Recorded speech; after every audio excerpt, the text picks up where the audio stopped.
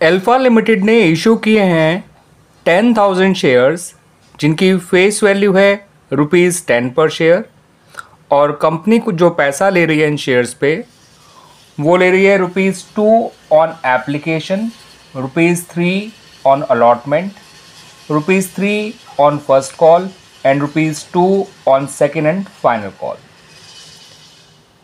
2 application, 3 allotment, 3 ही first call और 2 second and final call. ठीक है बच्चों, इशू किए हैं कंपनी ने 10,000 शेयर्स, बट कंपनी के पास जो एप्लीकेशंस आई हैं वो आई हैं फॉर 15,000 शेयर्स। अब कंपनी ने ये जो शेयर्स अलॉट किए हैं वो प्रो राटा बेसिस पे किए हैं to the applicants of 12,000 shares, यानी कि 12,000 शेयर्स मांगने वालों को तो ये 10,000 शेयर्स दे दिए गए। ठीक है बच्चों, लेकिन मांगने वाले तो अब भी 3,000 बचे हुए हैं, उनको कोई शेयर नहीं दिया गया। तो प्रोराटा लगाया गया है 12,000 एप्लीकेंट्स पे।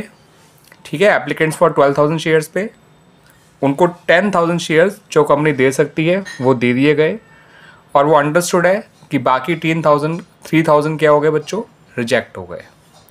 इतनी बात क्लियर हो गई बच्चों।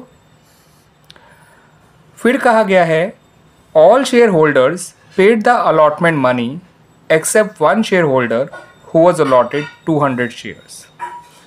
सभी शेयर होल्डर्स ने अलॉटमेंट मनी दे दिया था except this particular one shareholder जिसके पास 200 शेयर्स थे कंपनी के।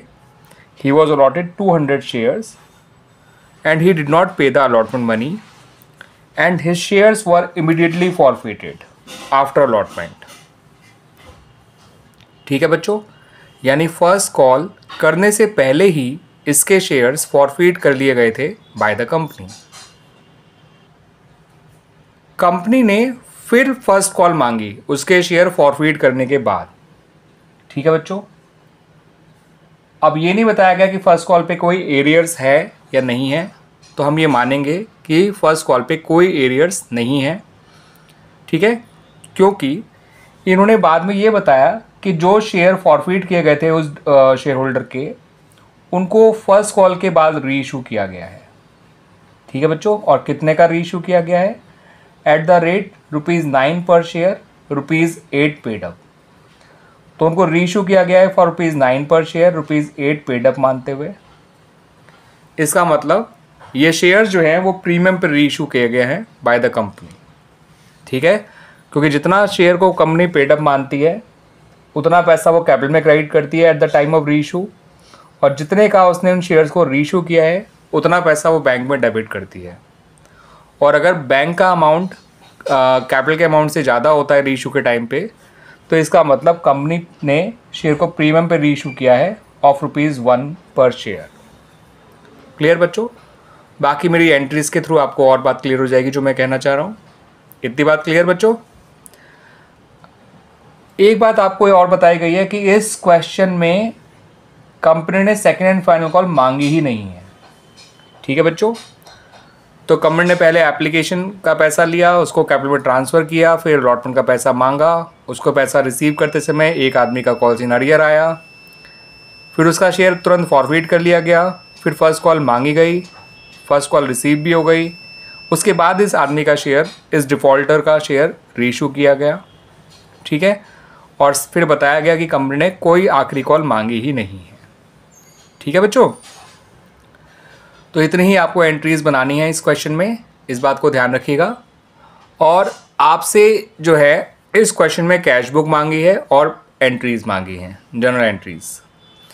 तो कैश बुक में तो जितनी भी आपकी कैश ट्रांजैक्शंस होंगी वो आ जाएंगी बच्चों। ठीक है, और जितनी भी ये नॉन कैश ट्रांजैक्शंस हैं वो सारी की सारी आपकी आ जाएंगी इन द जर्नल। यानी कि जितना पैसा रिसीव करने वाली एंट्री होती हैं, एप्लीकेशन मनी रिसीव करने वाली, अलॉटमेंट मनी रिसीव करने वाली, कॉल मनी रिसीव करने वाली एंट्री, और शेयर्स के रीइशू पे जो पैसा मिलेगा उसकी एंट्री, वो सारी तो कैश बुक में की जाएंगी। और जैसे पैसा ट्रांसफ़र करने वाली एंट्री होती है एप्लीकेशन से कैपिटल में, अलॉटमेंट से कैपिटल में, फर्स्ट कॉल का कैपिटल में। ठीक है बच्चों, और कोई गेन होगा on the reissue of forfeit shares तो उसको कैपिटल रिजर्व में ट्रांसफ़र करने की एंट्री, ये सारी की सारी एंट्रीज़ कही जाएंगी जर्नल में। ठीक है बच्चों। तो बच्चों कैश बुक बनाने से पहले और जर्नल बनाने से पहले आपको कुछ वर्किंग करनी है, उस वर्किंग को कर लीजिए। उसके बाद आप अपना कैश बुक और जर्नल दोनों बड़ी आसानी से बना लेंगे। तो आइए पहले वो वर्किंग कर लेते हैं। तो बच्चों जिस डिफ़ॉल्टर ने अलॉटमेंट का पैसा नहीं दिया है वो डिफ़ॉल्टर इस प्रो राटा कैटेगरी को बिलोंग करता है, जहाँ पर लोगों ने 12,000 शेयर्स मांगे थे और उन्हें 10,000 शेयर्स मिले थे। ठीक है बच्चों। तो इसका मतलब प्रो राटा कैटेगरी का जो रेशियो होगा वो है 6:5, यानी कंपनी ने हर 6 मांगने वालों को 5 शेयर दिए थे, है ना बच्चों। अब क्या होता है बच्चों, जो ये डिफ़ॉल्टर होता है जिसने अलॉटमेंट नहीं दिया होता, उसका अलॉटमेंट का अरियर जितना आम तौर पे आया करता है उससे कम आएगा। द रीज़न इज़ कि इसने कुछ पैसा एप्लीकेशन के टाइम पे ही एक्स्ट्रा दिया होगा और वो पैसा उसको लौटाया नहीं गया होगा, आगे अलॉटमेंट में ट्रांसफ़र कर दिया गया होगा। तो जब उसे अलॉटमेंट देनी होगी तो वो उसे इतना पैसा डिडक्ट करके देगा जितना पैसा उसका पहले एप्लीकेशन से आया हुआ था टुवर्ड्स अलॉटमेंट। वो अलग बात है ये वो पैसा दे नहीं पाया अलॉटमेंट का, है ना, लेकिन वो पैसा पहले का तो आया हुआ है, वो पैसा तो डिडक्ट करना ही पड़ेगा ताकि हम इसका सही कॉल सिनेरियो बता सकें ऑन अलॉटमेंट कितना था, है ना बच्चों। तो इसके लिए आपको ये 3 स्टेप्स फॉलो करने होते हैं। तो मोटे तौर पे ये समझ लीजिए बच्चों कि कोई भी व्यक्ति जिसको प्रो रेटा बेसिस पे शेयर अलॉट किए जाते हैं और वह आगे जाके अलॉटमेंट नहीं देता है, तो उसके लिए आपको ये 3 स्टेप्स फॉलो करने ही करने हैं। सबसे पहले अगर उसके अलॉटेड शेयर दे रखे हैं तो उसके शेयर्स अप्लाइड पता करिए, और अगर उसके शेयर्स अप्लाइड दे रखे हैं तो शेयर्स अलॉटेड पता करिए। ठीक है बच्चों। फिर ये पता करिए कि उसने कितना पैसा एक्स्ट्रा दे रखा था ऑन एप्लीकेशन, ठीक है, और फिर ये पता करिए कि उसका कितना पैसा अरियर्स है ऑन अलॉटमेंट। तो पहले हम इसके शेयर अप्लाइड निकालेंगे बिकॉज इसके अलॉटेड शेयर हमें गिवन है। तो जब भी बच्चों अप्लाइड शेयर्स निकालने होते हैं तो इस रेशियो में अप्लाइड वाला रेशियो ऊपर रखिए, अलॉटेड वाला रेशियो नीचे रखिए, आपको इसके अप्लाइड शेयर्स मिल जाएंगे, वो आएंगे 240। इसका मतलब इस आदमी ने, इस डिफ़ॉल्टर ने 240 शेयर्स मांगे थे फ्रॉम द कंपनी। अब इसने कितना पैसा एक्स्ट्रा दिया होगा कंपनी को बच्चों वो भी समझ लीजिए। इसने मांगे थे 240 शेयर्स, मिले थे इसको 200 शेयर्स। इसका मतलब इसने 40 शेयर्स का एप्लीकेशन मनी एक्स्ट्रा दे रखा है टू द कंपनी, जो कि है ₹2 पर शेयर। तो इसका मतलब इसके ₹80 पहले से ही आए हुए थे फ्रॉम एप्लीकेशन टू अलॉटमेंट, क्योंकि ये जो एक्सेस एप्लीकेशन मनी होता है प्रो राटा वालों का, उसको आगे अलॉटमेंट में शिफ्ट या ट्रांसफ़र कर दिया जाता है। ठीक है बच्चों। अब इस आदमी को अलॉटमेंट पे जो पैसा देना था वो 200 शेयर का ही देना था, बिकॉज उसको मिले तो 200 शेयर ही थे। ₹3 पर शेयर के हिसाब से देना था, लेकिन उसका ₹80 पहले से ही आया हुआ है, तो उसे देना तो था ₹600 अलॉटमेंट पे, ₹80 पहले आए हुए थे, तो यानी उसको नेट अमाउंट देना था अलॉटमेंट पे ₹520, जो वो नहीं दे पाया। And as a result of that इसके शेयर फॉरफिट कर लिए गए बाय द कंपनी। तो इसका अलॉटमेंट का अरियर देखिए बच्चों 520 आया है। अगर ये नॉर्मल होता पर्सन, फुल कैटेगरी का बंदा होता, तो इसका अरियर सिर्फ ₹600 ही आता, क्योंकि इसके अलॉटेड और अप्लाइड शेयर दोनों ही 200 होते, तो इसका कोई applied share excess application money होता ही नहीं, है ना। और जब इसका कोई एक्सेस एप्लीकेशन मनी होता ही नहीं तो आगे हम अलॉटमेंट का अरियर निकालते समय इस एक्सेस एप्लीकेशन मनी को माइनस करते भी नहीं, है ना बच्चों। तो प्रो राटा कैटेगरी का बंदा होने की वजह से जब हमने इसका अलॉटमेंट का कॉल सिनेरियो निकाला तो इस बात का ध्यान रखा कि इसने पहले कितने शेयर मांगे थे, कितना पैसा इसका फालतू आया हुआ था पहले से ही फ्रॉम एप्लीकेशन टू अलॉटमेंट, और फिर इसका अलॉटमेंट का हमने कॉल सिनेरियो निकाला। क्लियर बच्चों। अब आ जाते हैं हम अपनी बच्चों जर्नल एंट्रीज़ पे। पहले हम बनाएंगे बच्चों entries related to cash book, और फिर हम बनाएंगे एंट्रीज रिलेटेड टू जर्नल। तो बच्चों कैश बुक में सबसे पहली जो एंट्री बनाई जाती है वो एप्लीकेशन मनी रिसीव करने की बनाई जाती है ना बच्चों। और एप्लीकेशन मनी रिसीव करने की जो एंट्री होती है उसको आप माइंड में बनाइए, bank account debit to shares application account, है ना बच्चों। तो आपका बैंक डेबिट हो रहा है और शेयर एप्लीकेशन अकाउंट क्या हो रहा है बच्चों, क्रेडिट हो रहा है। और पहली एंट्री आप जितनी एप्लीकेशन आई थी 15,000 इंटू ₹2, उससे बनाएंगे, यानी कि ₹30,000 से। अब जब आप अपनी सेकेंड एंट्री बनाएंगे वो बनाएंगे आप जर्नल में, है ना बच्चों। मैं बोल देता हूँ, बनाऊंगा नहीं अभी, क्योंकि मैं पहले कैश बुक से रिलेटेड एंट्रीज ही आपको बता रहा हूँ। तो एंट्रीज कुछ ऐसे बनती थी बच्चों। Share application account debit to share capital account. अब प्रोराटा कैटेगरी वालों का पैसा अलॉटमेंट में ट्रांसफ़र भी करा गया होगा तो टू शेयर अलॉटमेंट अकाउंट, और कुछ पैसा रिफंड भी किया गया होगा तो टू बैंक अकाउंट। क्योंकि जो एक्स्ट्रा एप्लीकेशन मनी आपको मिला है प्रोराटा वालों का, उनका तो पैसा आगे अलॉटमेंट में ट्रांसफ़र हो जाएगा, लेकिन जिनकी एप्लीकेशन आपने रिजेक्ट करी है उनका पैसा आपको रिफंड करना होगा। तो नॉर्मल एंट्री बनती है हमारी share application account debit to share capital account to share allotment account to bank account, है ना बच्चों। एप्लीकेशन में 30,000 आता, कैपिटल में 20,000 आता, शेयर अलॉटमेंट में 4,000 आता और 6,000 पैसा रिफंड हो जाता। अब क्योंकि हम सारी जनरल एंट्रीज़ जो है जनरल में तो नहीं बना रहे हैं, तो जो एंट्रीज़ रिलेटेड टू कैश हैं वो तो हमें बनानी होंगी बच्चों कैश बुक में, है ना बच्चों। तो जो पैसा आपने रिफ़ंड किया है रिजेक्टेड कैटेगरी का, उसको लौटाने की एंट्री तो करनी पड़ेगी ना। तो उससे आपका बैंक बैलेंस डिक्रीज़ हो रहा है ना बच्चों। तो जो 3,000 एप्लीकेशन रिजेक्ट करी थी उनका पैसा आपको कैश बुक में ही शो करना पड़ेगा। अब जर्नल में आपको जो एंट्री बनानी होगी सेकंड वाली, वो बस इतनी ही बनेगी, share application account debit to share capital account और to share allotment account. Capital में 20,000 जाएगा और अलॉटमेंट में 4,000 जाएगा। शेयर एप्लीकेशन डेबिट होगा 24,000 से। रिफंड करने वाला काम हमने यहीं कर दिया, ठीक है बच्चों। फिर आप जानते हैं बच्चों आगे अलॉटमेंट का पैसा ड्यू कराया जाता है। अब अलॉटमेंट का पैसा जब ड्यू कराएंगे आप, तो पहले वही एंट्री बनती है share allotment to share capital. 10,000 shares है, अलॉटमेंट ₹3 पर शेयर है ना बच्चों। तो 10,000 में इंटू 3 30,000 होता है, वो एंट्री बनाई जाएगी इन द कैश जनरल, है ना बच्चों। तो एक काम करते हैं, जनरल वाली एंट्री भी साथ साथ बनाते रहते हैं ताकि आपको क्लियर होता रहे, है ना। तो आइए पहले जनरल वाली एंट्री बनाई लेते हैं अलॉटमेंट की। और नॉट ओनली जनरल वाली एंट्री, वो एंट्री बना लेते हैं जो हमने एप्लीकेशन का पैसा कैपिटल में ट्रांसफ़र किया था 20,000 और जो अलॉटमेंट में ट्रांसफ़र किया था 4,000। 10,000 इंटू 2 कैपिटल में गया था, जितने शेयर कंपनी ने लोगों को अलॉट किए हैं उसका ही पैसा कैपिटल में जाता है। और प्रोराटा कैटेगरी वालों का जो एक्स्ट्रा पैसा था 2,000 शेयर्स का, वो डाल दिया शेयर अलॉटमेंट में। शेयर एप्लीकेशन डेबिट हो गया 24,000, ठीक है बच्चों। और जो पैसा रिफंड करा था शेयर एप्लीकेशन टू बैंक, उसको हमने कैश बुक में पोस्ट कर दिया बाय शेयर एप्लीकेशन। क्लियर है बच्चों। अब अलॉटमेंट मनी जो ड्यू कराई जाएगी वो 10,000 शेयर्स पे कराई जाएगी, जितने शेयर्स कंपनी ने लोगों को अलॉट किए हैं इन टोटल, इंटू 3 जो कि अलॉटमेंट का मनी है। तो 30,000 से ये अलॉटमेंट का पैसा ड्यू कराया जाएगा, ठीक है बच्चों। अब अलॉटमेंट की जो रिसीविंग की एंट्री है वो आप बनाएंगे इन द कैश बुक, जो होती है bank account debit to share allotment account, है ना बच्चों। अरियर जो है उसको माइनस करिएगा, जो 520 आया था मेरी वर्किंग से, और 4,000 जो पहले से अलॉटमेंट के आए हुए हैं वो माइनस कर दीजिए। तो 30,000 में से 4,000 माइनस करेंगे, बचेगा 26,000।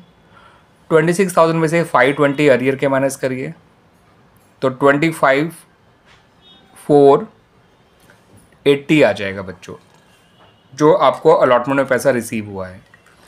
और अलॉटमेंट का जो पैसा रिसीव हुआ है उसकी एंट्री आप कैश बुक में दिखाएंगे, तो दिखा देते हैं बच्चों।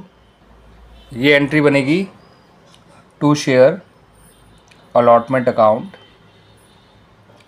30,000 मांगे थे अलॉटमेंट में हमने, 4,000 पहले से आए हुए थे और 520 अरियर था।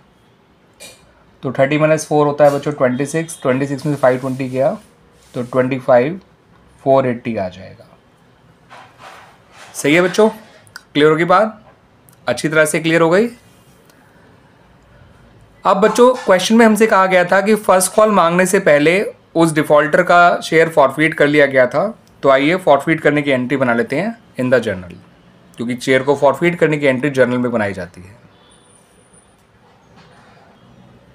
तो जब उसका शेयर फॉरफिट किया जाएगा उस डिफॉल्टर का, तो शेयर कैपिटल डेबिट होगा शेयर की कॉल्ड अप वैल्यू से, जो कि 200 × 5 आएगा, क्योंकि जब उसका शेयर फॉरफिट किया तब कंपनी ने केवल अलॉटमेंट तक का ही पैसा मांगा था। तो 200 इंटू 5 तो आ जाएगा 1000, और शेयर अलॉटमेंट का जो पैसा नहीं मिला उससे शेयर अलॉटमेंट अकाउंट को क्रेडिट कर देंगे। ठीक है बच्चों, यहाँ पर आएगा 520 और बचा हुआ 480 फॉरफिट शेयर में आ जाएगा। क्लियर बच्चों, आगे समझ में इतना।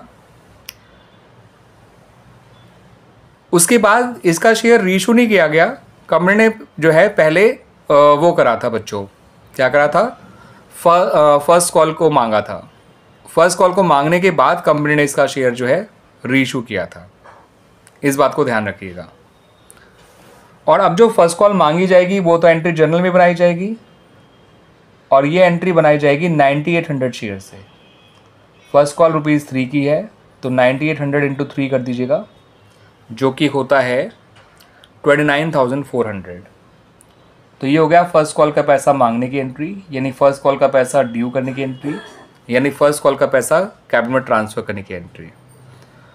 और फर्स्ट कॉल पे कोई एरर नहीं है, लेकिन जो फर्स्ट कॉल की रिसीविंग की एंट्री है वो हमें कहाँ बनानी होगी बच्चों, वो बनानी होगी इन द कैश बुक। तो आइए बना लेते हैं। पूरा 29400 कंपनी को पैसा रिसीव हो जाएगा, तो एंट्री बना लेते हैं। तो ये एंट्री बनेगी बच्चों यहाँ पर, to share first call account 29400। सही है बच्चों। उसके बाद कहा गया था कि इसके शेयर्स रीइशू करे गए थे, और रीइशू शेयर प्रीमियम पे हुए हैं, वो मैंने आपको बता ही दिया था। कंपनी ने पैसा लिया है ₹9 पर शेयर, पेड अप माना है 8 पर शेयर, तो जो एक्स्ट्रा पैसा लिया है वो आएगा प्रीमियम में 1 पर शेयर। तो रीइशू की जनरल एंट्री वैसे बनती है, bank account debit to share capital account to securities premium account. तो ये एंट्री पूरी तरह से कैश ट्रांजैक्शन है ना बच्चों। तो इस एंट्री को आप कैश बुक में ही पोस्ट करेंगे, कैश बुक में ही रिकॉर्ड करेंगे। तो हम वर्ड यूज़ करेंगे टू शेयर कैपिटल अकाउंट, जितना पैसा आपने कैपिटल में ट्रांसफ़र किया, और टू सिक्योरिटी प्रीमियम अकाउंट, जितना पैसा आपने सिक्योरिटी प्रीमियम में डाला। तो 200 इंटू 8 तो शेयर कैपिटल में आ जाएगा, 200 इंटू 2 1 जो है वो इसमें आ जाएगा सिक्योरिटी प्रीमियम में, जितना पैसा आपको रिसीव हुआ है। और बैंक डेबिट हो जाएगा टोटल 1800 से, तो 1800 हो गए बच्चों, देखो ये रहे, है ना। इस ट्रांजैक्शन का पूरा पार्ट कैश बुक में ही आ गया रीइशू का। ठीक है, इसका जनरल से कोई मतलब नहीं है। अब रही बात इन शेयर्स पे होने वाले गेन की, तो आइए उस गेन को निकाल लेते हैं, और उस गेन की एंट्री आपको जनरल में ही बनानी होगी। तो बच्चों गेन ऐसे निकलेगा, आपको इसके शेयर्स पे मिला हुआ पैसा था 480, डिस्काउंट कोई देना नहीं पड़ा, है ना बच्चों। इन 200 शेयर्स का फॉरफिट अमाउंट था 480 और डिस्काउंट कोई देना नहीं पड़ा। तो ये फॉरफिट शेयर्स का जो गेन है वो हमें कैपिटलिज्म में ट्रांसफ़र करना होगा, पूरा का पूरा 480, क्योंकि जो शेयर्स रीइशू हो जाते हैं उनका फॉरफिट अमाउंट जो है वो आपको फॉरफिट शेयर अकाउंट से निकाल कर कैपिटलिज्म में ट्रांसफ़र करना होता है। अगर सारा का सारा गेन हो गया है, तो अगर डिस्काउंट अलाउ करना पड़ता तो हम उसके लिए डेबिट करते फॉरफिट शेयर अकाउंट को, लेकिन कोई डिस्काउंट अलाउ ही नहीं करना पड़ा। तो पूरा 480 हमारा गेन हो गया ऑन दीज शेयर्स, और वो हमने ट्रांसफ़र कर दिया कैपिटल रिजर्व में। क्लियर बच्चों। तो ये एंट्री बना ली हमने in the cash in the journal. Forfeit share के रीइशू पे जो गेन हुआ वो हमने जर्नल में बना लिया। अब हमने बनानी है अपनी कैश बुक की आखिरी एंट्री, जो कि है कैश बुक का बैलेंस निकालना, क्योंकि बाकी सारी एंट्रीज तो हमने रिकॉर्ड कर ली हैं, बस एक बैलेंस निकालना रह गया है। तो आइए वो निकाल लेते हैं। तो 30,000, 29,400 और 1,600, ये हो गया 31,000। 30 और 31 होता है बच्चों 61,000। 61 और 25 होता है बच्चों 86,000। 86,680, 480 और 200 680। 86,680 में से आपको केवल 6,000 कम करना है ना बच्चों। तो आपका कैश का क्लोजिंग बैलेंस आ जाएगा 80,680। This is the closing balance of cash. Cash नहीं बल्कि बैंक। ठीक है बच्चों, तो ये बैंक का क्लोजिंग बैलेंस है। और इस तरह से हमारा ये क्वेश्चन कंप्लीट हो गया बच्चों। इसमें इतनी ही चीज़ें करनी थी।